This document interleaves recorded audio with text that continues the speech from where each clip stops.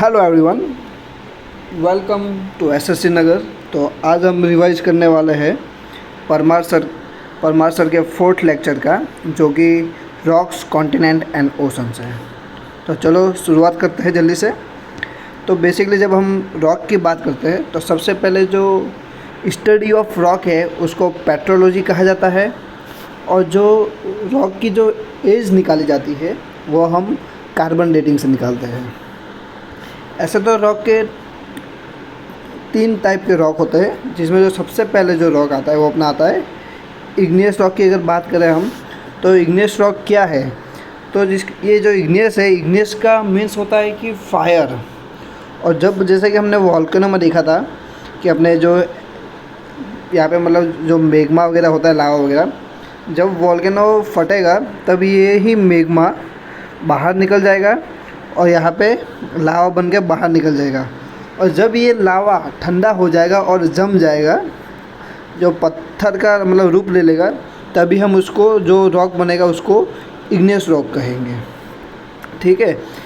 और अगर इग्नियस की बात, रॉक की बात करें तो इसमें भी मतलब 2 टाइप के होते हैं। एक अपना एक्सट्रूसिव इग्नियस रॉक होता है और एक इंट्रूसिव, एक अंदर वाला होता है जिसको कि हम इंट्रूसिव कहते हैं। ठीक है।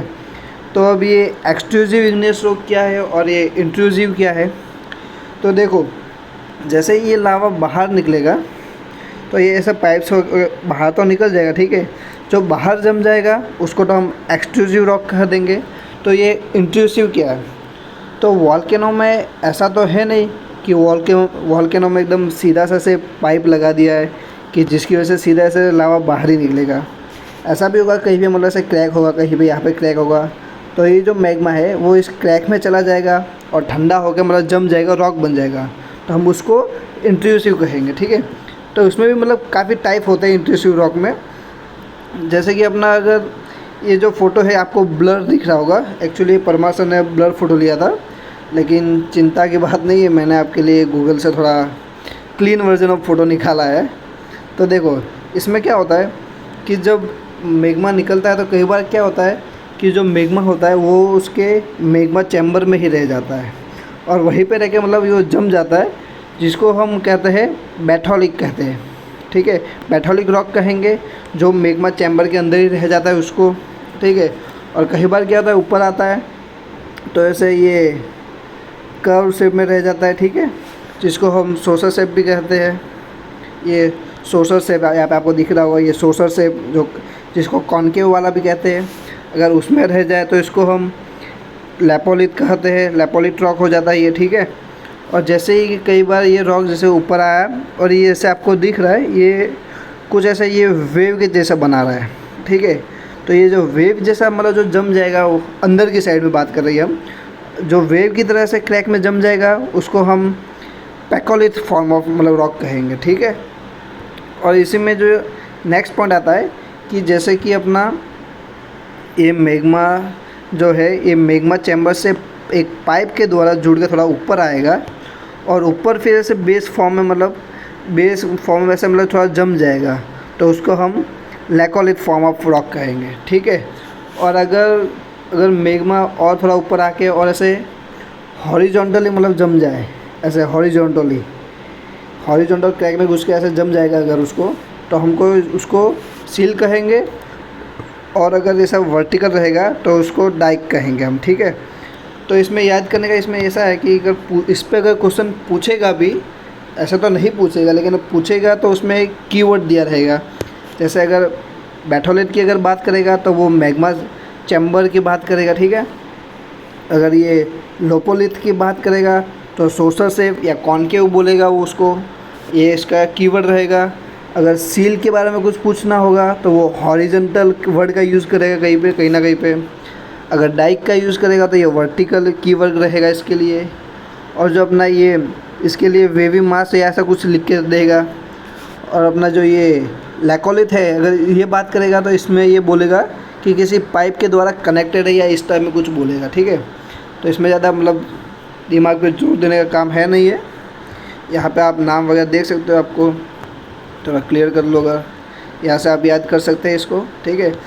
इसमें इतना ही था। अगर इसमें फिर हम बात करेंगे इसके टाइप्स के बारे में, तो जो अपना इग्नियस रॉक है इसके मतलब ये कुछ टाइप है, जैसे कि अपना गैब्रो, ग्रेनाइट, बेसाल्ट, पैमेस और ये पैग्मालाइट। ठीक है, तो ये कुछ टाइप है, ये टाइप आप याद कर लेना, ये थोड़ा इंपॉर्टेंट रहता है। कौन कौन से है, तो गैब्रो, ग्रेनाइट, बेसाल्ट, पैमाइस एंड पैग्मालाइट। ठीक है, इसको अगर स्पीड में पढ़ोगे आप तो कुछ ऐसे राइमिंग टाइप बन जाएगा, गैब्रो, ग्रेनाइट, बेसाल्ट, पेसिम और पैग्मालाइट, इस टाइप में। जैसे कि हमने यहाँ पे आप देख सकते हो कि जो बेसाल्ट है इसके बारे में हमने आगे भी पढ़ा था, जब हमने क्रस्ट के बारे में पढ़ा था। तो जैसे कि हमने पढ़ा था कि जो बेसाल्ट होता है ये अपना ओशनिक क्रस्ट में होता है, और जो ये ग्रेनाइट है वो अपना कॉन्टिनेंटल क्रस्ट में होता है। तो इससे आपको क्लियर होगा कि जो अपना क्रस्ट है वो अपना इग्नियस रॉक से बना हुआ रहता है। ठीक है, तो अब आगे बढ़ेंगे तो हम पढ़ेंगे जो अपना सेकंड टाइप ऑफ जो रॉक है अपना, वो है अपना सेडिमेंट्री रॉक। ठीक है, तो सेडिमेंट्री रॉक में क्या है कि जब अपना इग्नियस रॉक या कोई भी रॉक जब मतलब वो टूट जाता है वेदरिंग से या वगैरह किसी से भी फिनोमेना से, जिसको हम डेनुडेशनल एजेंट भी कहते हैं। डेनुडेशन उसका मेथड है, और जिससे वो होता है उसको डेनुडेशन एजेंट कहते हैं। जैसे अपना वेदरिंग हो गया, ऐसा कुछ भी जिसके कारण मतलब जो पत्थर है उसको मतलब टूट रहा है, कुछ भी मतलब छोटे छोटे टुकड़े में मतलब वो बन जाएगा। ठीक है, और जब ये छोटे छोटे टुकड़े फ्रॉगमामेंट से मतलब किसी तो मतलब ट्रैवल करेंगे कहीं पे, और लेयर बाय लेयर से ऐड हो जाएंगे। पहले छोटे टुकड़ा है वो यहाँ पे जमा हो गए, फिर इसके ऊपर और थोड़े मतलब कुछ आए वो यहाँ पे जमा हो गए, और यहाँ पे जमा हो गए। तो ऐसे ऐसे बन के एक लेयर बन जाएगी, और कुछ टाइम के बाद ये कंप्रेस हो गए, इसे सॉलिड रॉक बन जाएगा। तो उसी को हम सेडिमेंट्री रॉक कहते हैं। सेडिमेंट्री रॉक क्या है, तो मतलब जो लेयर बाय लेयर बने उसको सेडिमेंट्री रॉक कहते हैं। ठीक है, और इस जो पूरा प्रोसेस होता है कि मतलब ये डेनुडेशन मेथड से मतलब ये एजेंट से थोड़ा कटेगा, छोटा हो जाएगा, फ्रैगमेंट में बन जाएगा, छोटे छोटे टुकड़े हो जाएंगे इसके, फिर ये ट्रांसपोर्ट हो जाएगा। ठीक है, फिर ये कम्पैक्टिंग हो जाएगा, मतलब कॉम्पैक्ट हो जाएगा पूरा, और रॉक बन जाएगा। इस पूरे प्रोसेस को लिथिफिकेशन कहते हैं हम। ठीक है, और जो हमारे जो मैक्सिमम जो फॉसिल फ्यूल्स वगैरह जो होते हैं वो ज़्यादातर हमको सेडिमेंट्री रॉक में ही दिखते हैं। क्यों दिखते हैं, जैसे कि अपना एक लेयर बनी हुई थी, यहाँ पे कोई पशु पक्षी या कुछ भी मतलब पुराना जानवर वगैरह है मर गया तो यहाँ पे रहेगा। कुछ समय के बाद यहाँ इसके ऊपर भी एक लेयर बन जाएगी, फिर और एक लेयर बन जाएगी, और एक लेयर बन जाएगी, फिर ये कॉम्पैक्ट हो जाएगा और ये रॉक बन जाएगा। और जब बाद में इसको जब हम खोदेंगे तो इस टाइप के रॉक में ही हमको ये एनिमल वाली चीज़ दिखेगी हमको। ठीक है, इसके फॉसिल फ्यूल दिखेंगे। तो जो फॉसिल फ्यूल से अपने वो अपने सेडिमेंट्री रॉक में दिखेंगे। इसमें भी बस इतना ही था, ज़्यादा समझने का कुछ है नहीं, इतना कुछ रॉकेट साइंस है नहीं इसमें। और इसमें फिर टाइप पूछेंगे तो ये कुछ टाइप्स है इसके, ये सेडिमेंट्री रॉक के टाइप है, लाइमस्टोन, सैंडस्टोन, सेल वगैरह। ठीक है, ये हेल्किन, पैटरिंग, चॉक, कोल वगैरह। और अगर इसमें अगर और डीप में पूछना होगा तो वो पूछ लेगा कि सेडिमेंट्री में भी मतलब 3 टाइप होते हैं अपना, ये केमिकल, मैकेनिकल और ये ओरिजिनिकली। ठीक है, तो फिर ये पूछ लेगा कि कौन सा वाला कौन सा है, तो आपको बताना पड़ेगा कि जो अपना लिमस्टोन है ये मैकेनिकल है, सैंडस्टोन मैकेनिकल है, ये हैलिट जो है ये केमिकल फॉर्म है, पोटैश जो है ये केमिकल फॉर्म है, और ओरिजिनली फॉर्म कौन सा है, तो ये चॉक और जो कोल है ये ओरिजिनली फॉर्म है। ठीक है, ये कुछ टाइप है। तो बस इसमें भी आपको इतना ही देखना है, इसमें भी कुछ ज़्यादा है नहीं। तो हम आगे जब देखते तो आगे अपना जो लास्ट एंड जो फाइनल टाइप ऑफ जो रॉक होता है, जो थर्ड टाइप होता है, वो है अपना मेटाफोरिक रॉक। ये मेटाफोरिक रॉक क्या होता है, जब मतलब कोई भी इग्नियस या फिर सेडिमेंट्री रॉक मतलब टेम्परेचर, वॉल्यूम या प्रेशर के अंदर आके उसका मतलब कुछ फॉर्म चेंज हो जाए रॉक का, तो उसको हम करेंगे मेटाफॉर्मिक। किस से, टेम्परेचर, वॉल्यूम या प्रेशर की वजह से। ठीक है, चेंज इन फॉर्म, तो उसको हम बोलेंगे मेटाफोरिक रॉक। ओके, तो इसमें भी मतलब कुछ है कि जैसे ये डायनामिक मेटाफॉर्मिज्म क्या होता है, तो इसमें क्या होता है कि जो भी रॉक केमिकली चेंज होगा, मतलब जो मैकेनिकली चेंज होगा, जिसमें केमिकल चेंज थोड़ा भी नहीं होगा, उसको हम डायनेमिक रॉक कह देंगे। इसमें इतना कुछ है नहीं, इतना इम्पोर्टेंट भी नहीं है। और फिर अपना जो थर्मल आ जाता है उसमें भी यही है कि जो मतलब अपने टेम्परेचर की वजह से जो चेंज होगा उसको हम थर्मल मेटाफॉर्मिज्म कह देंगे, ठीक है। और यहाँ पे फिर कुछ टाइप आ जाता है मेटाफॉरिक रॉक के, जैसे अपना ये मार्बल हो गया, ये एंथ्रेसाइट हो गया, ग्नीस हो गया, ये सब हो गया, कॉटरजाइट हो गया वगैरह, ये सब जो है अपने मेटाफॉर्मिक के टाइप से, ठीक है। इसमें आपको सारे याद नहीं करने हैं, जैसे कुछ कुछ इम्पोर्टेंट है वो आपको याद कर लेना है। जैसे कि अपना ये मार्बल हो गया, तो मार्बल आपको याद करना पड़ेगा, क्यों? ये मार्बल जो है अपना ये लाइमस्टोन से बनता है, ठीक है। और लाइमस्टोन कौन सा है?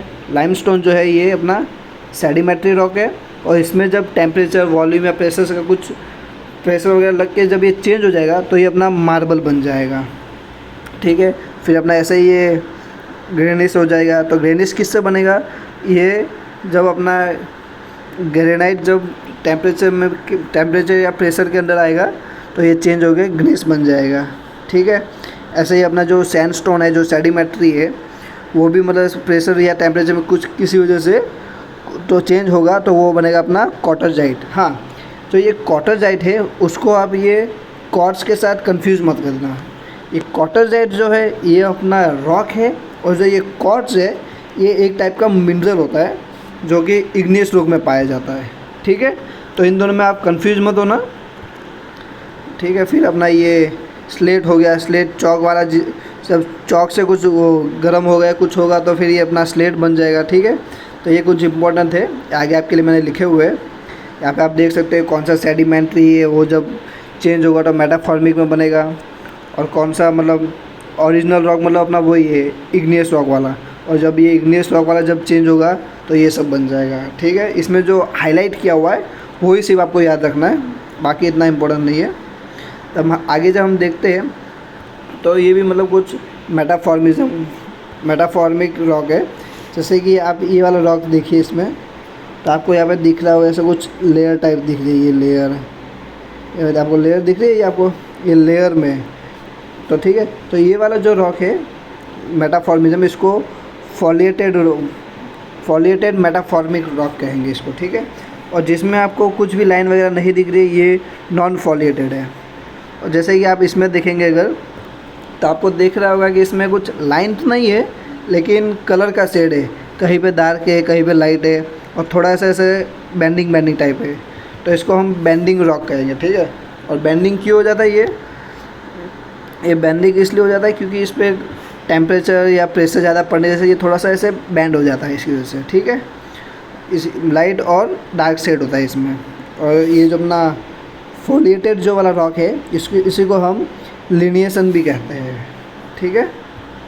अब आके आपके लिए एक क्वेश्चन भी रखा है मैंने कि जैसे कि अपना ये ताजमहल है, तो बताइए आपकी ये जो ताजमहल है जिस पत्थर से बना हुआ है, तो ये किस टाइप के रॉक से बना हुआ है ये ताजमहल, ठीक है। तो आपको चलो हिंट दे देता हूँ, ये जो है अपना ये मार्बल से बना हुआ है, ठीक है। तो मार्बल अपना किसका एग्जाम्पल है?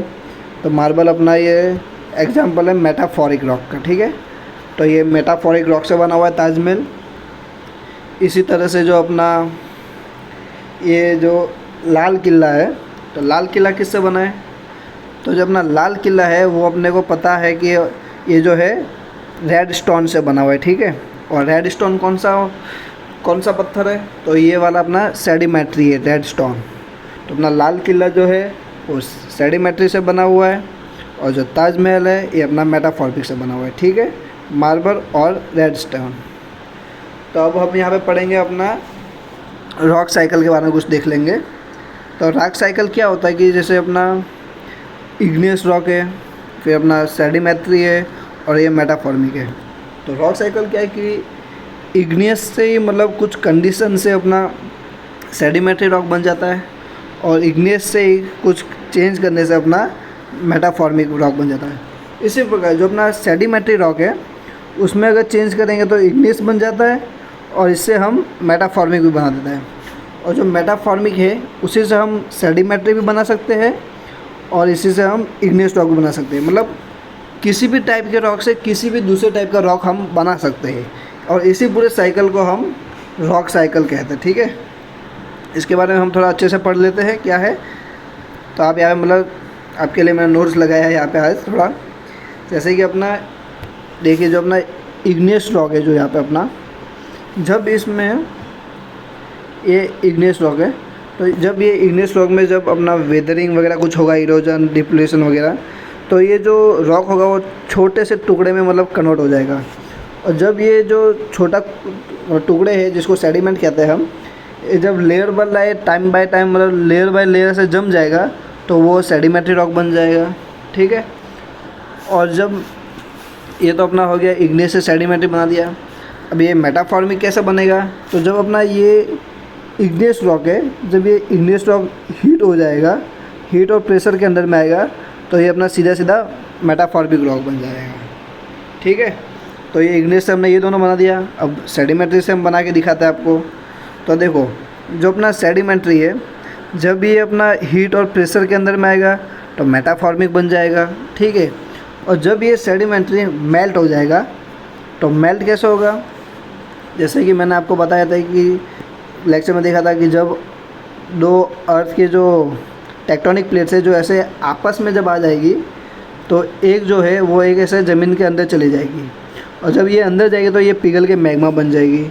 तो इसी वजह से ये पिघल के मैग्मा बनेगी इसी तरह से। तो सेडिमेंट्री जो अपना जब ये मैग्मा बन जाएगा, मेल्ट हो जाएगा और मैग्मा बनेगा, और जब मैग्मा बन जाएगा तो ये ठंडा हो जाएगा, और मैग्मा से जो ठंडा होकर बनता है वही है अपना इग्नियस रॉक। तो सेडिमेंट्री से भी हम दोनों बना दिया। अब तीसरा देखते हैं कि मेटाफॉर्मिक से कैसा बना सकते हैं। तो एक तो सीधा सीधा है कि मेटाफॉर्मिक से जब ये मेल्ट हो जाएगा तो मैग्मा बनेगा, और मैग्मा कूल होगा तो इग्नियस बनेगा। तो ये मेल्ट कैसे होगा, तो वही वापस जो मैंने आपको बताया था कि दो प्लेट आमने सामने आएगी तो एक अंदर घुस जाएगी, उसी वजह से। और ये अपना सेडिमेंट्री कैसे बनेगा कि जब ये मेटाफॉर्मिक रॉक में जब वेदरिंग एरोजन वगैरह कुछ होगा तब ये बन के अपना सेडिमेंट्री रॉक बन जाएगा। चिंता मत कीजिए, जो ये वेदरिंग वगैरह जो है इसको हम नेक्स्ट लेक्चर में देखने वाले हैं। अभी के लिए आप इतना समझिए कि ये कुछ नहीं है, बस पत्थर को मतलब से तोड़ देता है छोटे छोटे टुकड़ों में वगैरह, ठीक है। तो जब ये मेटाफॉर्मिक मतलब वेदरिंग वगैरह होगा तो छोटे छोटे टुकड़ों में मतलब पिघल जाएगा, मतलब बन जाएगा। और जब ये लेयर बाय लेयर जमेंगे तो उसको सेडिमेंट्री रॉक कहेंगे, इजी पीजी, ठीक है। बस यही है रॉक साइकिल। आई होप कि समझ आया होगा। एक बार वापस क्विकली देख लेते हैं। तो क्या है, इग्नियस रॉक वेदरिंग होगा, छोटे छोटे टुकड़े में बिखर जाएगा, वो जब लेयर बाय लेयर जम जाएगा तो सेडिमेंट्री, और जब सेडिमेंट्री हीट हो जाएगा तो अपना मेटाफॉर्मिक, और मेटाफॉर्मिक जब मेल्ट हो जाएगा अर्थ क्रस्ट के अंदर जाके एस्ट्रोनॉस्फीयर में जाके तो मैग्मा बनेगा, मैग्मा कूलिंग हो जाएगा तो इग्नियस बन जाएगा। इसी तरह से जब इग्नियस हीट होगा और प्रेशर के अंदर में आएगा तो मेटाफॉर्मिक बन जाएगा, और ये मेटाफॉर्मिक वापस मेल्ट होगा, वापस इग्नियस बन जाएगा। और ऐसे ही अपना जो ये मेटाफॉर्मिक है वेदरिंग होगा तो अपना ये छोटे छोटे टुकड़ों में बिगड़ जाएगा वेदरिंग से वगैरह तो सेडिमेंट, और सेडिमेंट जब जम जाएगा तो अपना सेडिमेंट्री रॉक, सिंपल। और सेडिमेंट्री रॉक जब मेल्ट होगा तो मैग्मा बनेगा, और मैग्मा से वापस कूलिंग हो गई इग्नियस, ठीक है। तो बस यही साइकिल ऐसे घूमता रहेगा पूरा, यही है अपना rock cycle. Okay, I hope कि ये क्लियर हो गया होगा आपको। तब हम आगे देखेंगे अपना वॉल्केनोज़ के बारे में देखेंगे। तो हमने आगे भी देखा था वॉल्केनो के बारे में। तो जैसे कि आप ऐसे देख रहे हैं कि ये वॉल्केनो है, ये ऐसे बाहर निकल रहा है, ठीक है। तो जब ऐसे वॉल्केनो फट जाता है तो इसके साथ साथ में जो पार्टिकल्स कुछ निकलते हैं, ऐश निकलता है, डस्ट निकलते हैं, इन सब को हम पायरोक्लेटिक डेब्रिस भी कह देते हैं। तो ये वर्ड याद रखना है कि ऐसा कुछ मतलब निकलता है वॉल्केनो में से। इसका कुछ मतलब है ना, इसका मतलब बस यही है कि इसमें ऐश और डस्ट वगैरह कुछ है, यही सब है। और इसके साथ साथ हमको गैस भी निकलती है वॉल्केनो में से। ओके, बस इतना ही था, इसमें इतना ही बताना था फ़िलहाल के लिए तो। और इसमें जो सबसे हाईएस्ट जो वॉल्केनो है वो अपना एजस है, एजस डेल ये अपना एजस डेल सेल्डो जो कि चिली और अर्जेंटीना में है। और लाइट हाउस ऑफ मेडिटेरियन किसे कहता है, तो माउंट सेट्रोम्बोली को कहता है, ठीक है। और जैसे कि हमने ये भी देखा था कि जो अपना पैसिफिक रिंग ऑफ फायर है उसमें सबसे ज़्यादा वॉल्केनो मतलब इरेक्ट होता है वगैरह। ओके, तो हम देखेंगे कि अपने वॉल्केनो के कुछ टाइप देखेंगे। जैसे अपना ये किंडर टाइप का वॉल्केनो होता है। ये अपना जो नॉर्मल वाला होता है उसी को अपने किंडर वाला कहते हैं, जो इस टाइप में कॉनिकल शेप में कुछ होता है, ठीक है। फिर अपना सील वॉल्केनो क्या होता है, तो सील वॉल्केनो जो होता है उसमें अपना बैलिस्टिक लावा होता है। तो बैलिस्टिक लावा क्या होता है, ये नॉन विस्कस होता है। अब ये विस्कस क्या होता है आप पूछोगे, तो विस्कस जैसे कि आपने देखा होगा कि जब वाटर जब कहीं पे मतलब गिर जाता है तो एकदम स्मूथली ऐसे आगे बढ़ जाता है, फ्लो कर जाता है, ठीक है। और इसी जगह अब आप अगर देखोगे कि जब ना हनी वगैरह रहता है, जब वो गिरता है तो वैसे स्लोली स्लोली स्लोली से धीरे धीरे फिसलता है। तो वो जो धीरे धीरे जो फिसलता है उसी को विस्कस फ्लो कहते हैं, ओके। जैसे तो फिर अपना जो ये सील वाला है ये नॉन विस्कस है, नॉन विस्कस फ्लो, मतलब एकदम पानी की तरह एकदम फैल जाएगा पूरा, ठीक है। इसी से यही है। और अपना जो इंडिया के जो प्लेटूज वगैरह है वो इसी टाइप के वॉल्केनो की वजह से बना है, क्योंकि वो एकदम पानी जैसा था तो जल्दी जल्दी पूरा फैल गया, वही है। और अपना जो कंपोजिट वाला वॉल्केनो है ये थोड़ा कूलेन और विस्कस है, ठीक है। विस्कस है मतलब ज़्यादा दूर तक फैल नहीं पाएगा, पहले ही थोड़ा रुक जाएगा, ठीक है। फिर अपना आता है ये कैल्डेरा वाला आता है। ये कैल्डेरा जो वॉल्केनो है ये सबसे ज़्यादा एक्सप्लोजिव है, और कई बार ये अपने इतना एक्सप्लोजिव हो जाता है कि अपने आप में ही मतलब कोलैप्स हो जाता है, ठीक है। तो यही था, कुछ टाइप थे इसके बारे में। अब आगे बढ़ते हैं। हाँ, तो अब आ जाते हैं अपने कॉन्टिनेंटल ड्रिफ्ट की तरफ, ठीक है। तो आपने ये कहानी तो कई बार सुनी होगी कि जो अपना अर्थ है उसमें पहले पूरा जो लैंड मास है एक जगह पर हुआ करता था और फिर बाद में धीरे धीरे से टूट गया है पूरा, तो उसी को अपने कॉन्टिनेंटल ड्रिफ्ट थियरी कहते हैं। अब जैसे देख सकते हैं कि सॉरी, सबसे पहले जो अपना अर्थ था वो कुछ इस तरह से दिखता था, फिर ये ऐसा हो गया और अभी ये कुछ ऐसा दिखता है, ठीक है। तो मतलब ये क्यों हुआ, कैसे हुआ, वो भी हम आगे देखेंगे। तो इसमें जो आप देखोगे जो सबसे फर्स्ट वाला है उसको हम पैंगिया कहते हैं, ठीक है। इसका आगे देखते हैं हम। और फिर आता है कि कॉन्टिनेंटल जो ड्रिफ्ट थियरी है इसने मतलब सबसे पहली बार दिया किसने, तो सबसे पहली बार इसको जिसने दिया वो था अपना अल्फ्रेड वैगनर। वैगनर नहीं था बाबू, वैगनर है, वैगनर, ठीक है। वो भी 1912 में दिया था, ठीक है। ये तो इसने मतलब थियरी दी थी, लेकिन जो सबसे पहले जिसने जो नोटिस किया वो बंदा कौन था, तो वो अपना था अब्राहम ऑर्टेलियस, ठीक है। ये इसने फर्स्ट टाइम मतलब इसको देखा था कि ऐसा कुछ हुआ है। फिर यहाँ पे देखते हैं कि जो अपना फर्स्ट वाला जो है अपना पैंगिया वाला, ये 220 मिलियन पहले का है, ठीक है। इसमें जो लैंड मास था उसको हम पैंगिया कहते थे और जो वाटर मास था उसको हम पैथालासा कहते थे, ठीक है। ये पैथालासा था वाटर मास वाला। और फिर थोड़ा सा ये टूट के अलग हो गया तो ये दो लैंड मास में हो गया है। एक हो गया अपना लुरेसिया और एक हो गया अपना गोंडवाना, ठीक है। तो आपको ये याद रखना है कि जो अपना इंडिया है वो अपना गोंडवाना में था, ठीक है। गोंडवाना में था ये अपना, और ये 150 मिलियन पहले का है, ठीक है। फिर अपना आ जाता है ये मॉडर्न वाला, ये तो आपको पता ही है। और आगे देखते हैं कि भाई ये सब तो ठीक है, मतलब 220 मिलियन साल पहले तो कोई था नहीं, ठीक है। तो हमको पता कैसे चला कि मतलब ये थोड़ा कि पहले जुड़ा हुआ था और फिर अलग हो गया, तो इसके बारे में देख लेते हैं। सबसे पहले तो अपना आ जाता है कंडीशन कि जो अपेरेंट वाला कि ये जिग जैग टाइप में मतलब कुछ दिखता है, जो जैसे कि आप देख सकते हो कि जो ये वाला भाग है, आपको नहीं लगता कि ये वाला भाग को अगर हम उठा के यहाँ पे फिक्स कर दे तो पूरा ये अच्छी तरह से एकदम फिट हो जाएगा, और ये वाला भाग, ये वाला जो भाग है ये यहाँ पे अटैच हो जाएगा एकदम अच्छे से, जैसे कि फेविक्विक से जुड़ा हुआ था, ठीक है। तो बस ये इसी वजह से इनको लगा कि भाई हो सकता है कि पहले एक जैसा था। एक तो ये वजह हो गई। दूसरा वजह कौन सा है, तो दूसरा वजह है अपने ये बॉटेनिकल एविडेंस वाला, कि भाई जो मतलब हमको जो चीज़ जो हमें जो पेड़ पौधे वगैरह जो यहाँ पे देखने को मिलते हैं, पशु पक्षी वगैरह, वही चीज़ें हमको यहाँ पे भी देखने को मिलती है, ठीक है। लेकिन इनका दूर दूर तक कोई कनेक्शन नहीं है, तो उससे भी हमको पता चलता है कि क्या पता पहले एक जैसा हो।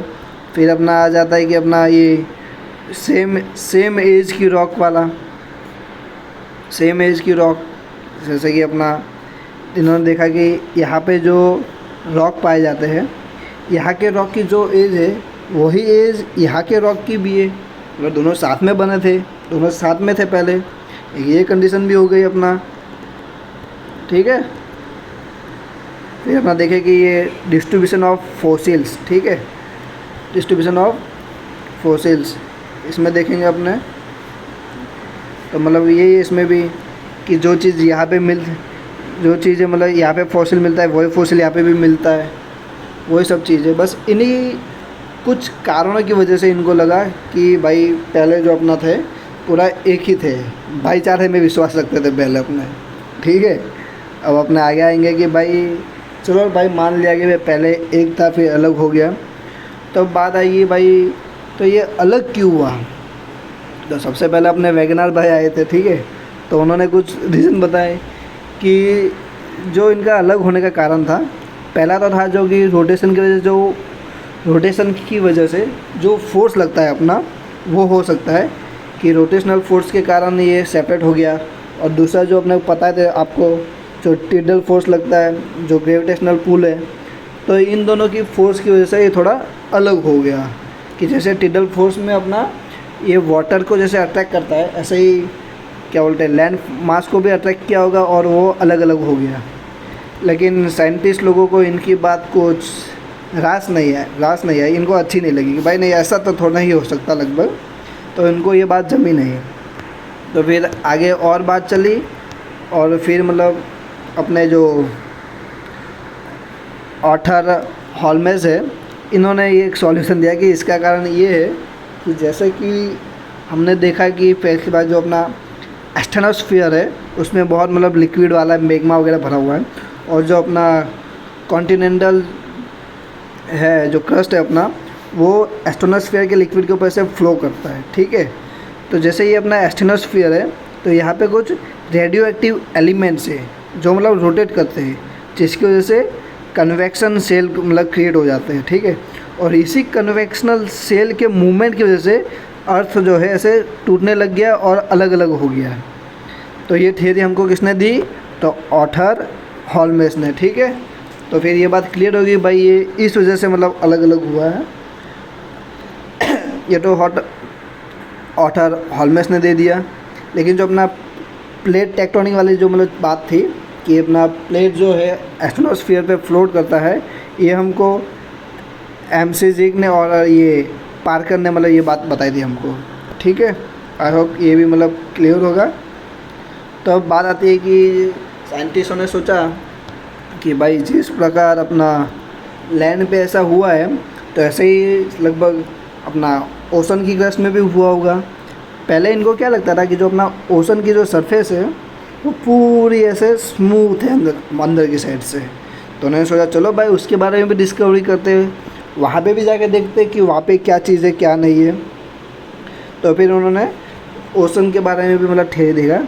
तो ओशन उन्होंने देखा जो अपना ओशन का जो फ्लोर है वो भी मतलब स्प्रेडिंग मतलब से फैलते जा रहे हैं, मतलब टूट रहा है बीच में से। ठीक है, जिसको डाइवर्जेंट भी कहते हैं। डाइवर्जेंट जैसे हमने देखा था आगे कि एक इधर मूव कर रही है टेक्टोनिक प्लेट, एक इस साइड मूव कर रही है, तो ये फट जा रहा है, यहाँ से मैग्मा निकल रहा है और यहाँ पे ऐसे फैल के ऐसे रीढ़ बना, ऐसा मिड ओशनिक ऐसे रीढ़ बना दे रहा है। ठीक है, रीढ़ मतलब ऐसा थोड़ा ऐसा उठा थोड़े से पहाड़ वगैरह छोटे छोटे, तो उसी को ये ओशन से ये कैसे मालूम चला कि इसकी वजह से हुआ है।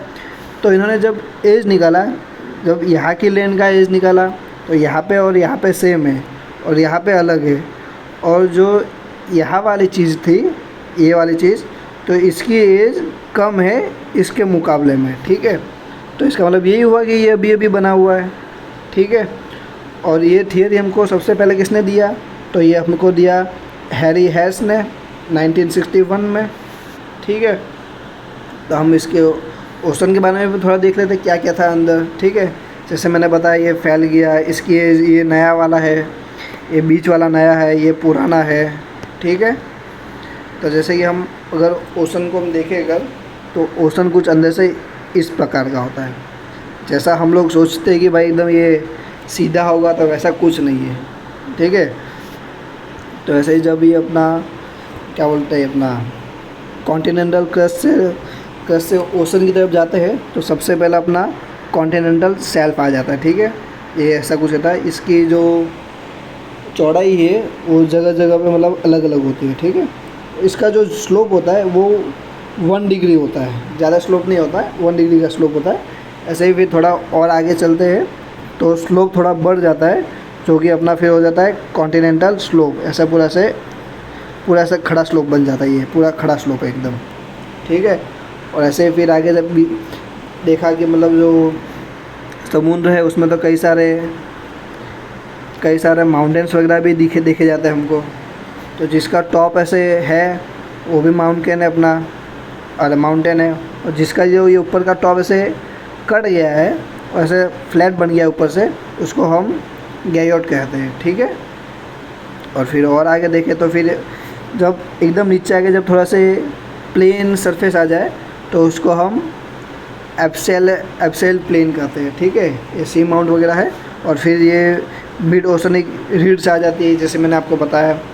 और जो समुद्र के अंदर जो खड्डा आ जाता है तो उसको हम ट्रेंच कहते हैं, ठीक है। ये कुछ फैक्टर है, फैक्टर क्या मतलब कुछ है, मतलब इनको आप याद कर सकते हैं, ठीक है। ये कुछ इस टाइप में दिखता है। और हाँ, जो अपने ये वाला जो है अपना कॉन्टिनेंटल शेल्फ, ये वाला पार्ट, तो ये अपने क्या बोलते हैं कॉन्टिनेंटल क्रस्ट के एकदम बाजू में है। तो अपने जो भी रिवर में कुछ गिरेगा वगैरह तो वो सब आके यहीं पे जमा हो जाएगा, ठीक है। तो अपना कॉन्टिनेंटल शेल्फ में सबसे ज़्यादा फॉसिल फ्यूल वगैरह मिलता है, ठीक है। फॉसिल यहीं पे मतलब मिलते हैं हमको, ठीक है। यहीं से हमको गैस वगैरह भी मिलती है, फॉसिल फ्यूल्स में पेट्रोल ऑयल्स वगैरह यहाँ से हम निकाल सकते हैं, ओके। अब ख़त्म होने आया ये भी। तो ये आपको कुछ सुंदर सी चीज़ें दिख रही होगी, ये हमने मूवीज़ में वगैरह भी कई बार देखा है। तो इसको हम कोरल कहते हैं। क्या कहते हैं? कोरल। ये कोरल है। तो कोरल की भी कुछ कंडीशन है कि कहाँ पे कोरल बनेगा, कहाँ पे नहीं बनेगा। तो पहली बात तो जो ये कोरल है ये बड़ा डरपोक है, तो ये अकेला नहीं रह सकता, इसको हमेशा एक साथी चाहिए। और उस साथी का जो नाम है वही ये है। इस साथी का नाम क्या नाम है? झुंठेलियो एल्गी, ठीक है। झुंठेलियो एल्गी ये हमेशा कोरल के साथ पाई जाएगी।